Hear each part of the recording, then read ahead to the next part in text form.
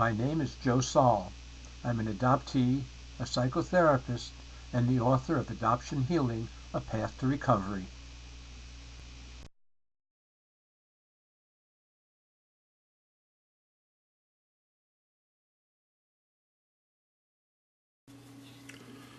Coercion and the single mother experience. Adoption workers are biased towards adoption. They have to be. It's how their salaries get paid. Once involved in a pregnant woman's life, they tend to steer her into adoption, especially after introducing potential adoptive parents into her pregnancy, labor, and delivery. So-called open adoptions are most often a scam. Most close soon after the agreement is signed. The mother then has no legal recourse to enforce the agreement in most states. Mothers interred in maternity homes were removed from school. They were forced to live away from their homes, forced to use first names and last initial only, or false name. They were barred from contact with their baby's fathers, which prevented some potential marriages. They were not allowed to write or call anyone not on approved lists. Incoming and outgoing mail was censored. They were not allowed visits from friends. They were given a daily mantra of, "Your baby needs a two-parent family, and you are not worthy or capable of keeping the baby.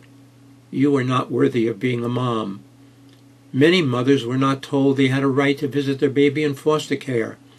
Many mothers were not told about welfare or child support available to help them keep their baby. Many mothers were not told they had a period of time in which to reclaim their baby.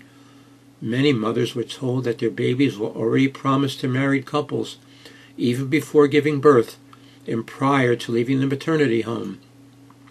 From what I understand, after almost 30 years of counseling and helping mothers whose babies were removed from them when they were willing and able to parent, these mothers were not abandoning mothers. They were not unloving, uncaring mothers. Their youth and vulnerability was used against them. For those who were in maternity homes and not working so they could make a living, which would have helped them keep their babies, this was used against them, as many were told that they had to pay the bill before they could claim their child. These so-called homes were punitive and institutional. They were nothing more than holding cells for mothers who were led to surrender because they were offered no other option but adoption. I cannot imagine being in a more terrifying and vulnerable situation than being pregnant and resourceless. These women were so easily brainwashed by those so eager to take their babies. These mothers were not told of the lifelong effects of surrender, of living life without their child or children. They were not warned about the trauma they would endure, that they would suffer a lifetime of post-traumatic stress disorder, which caused many not to have subsequent children, which has caused many to have severe depression, which caused them to live a life suffering from disenfranchised grief, a grief not recognized by society.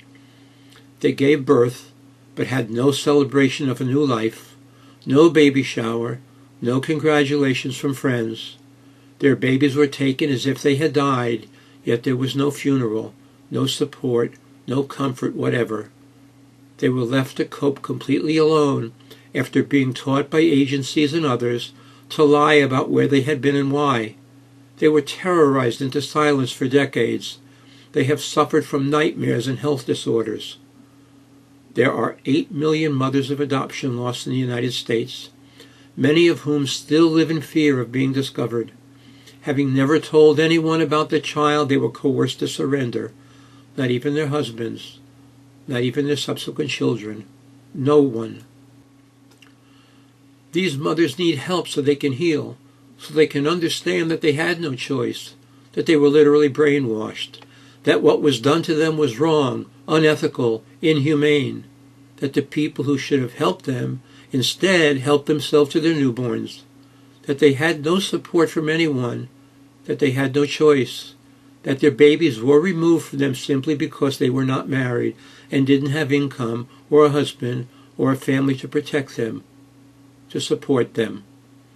I believe it true that the horrors of war pale beside the loss of a baby. I believe we need to do something to help these women heal. I believe we must.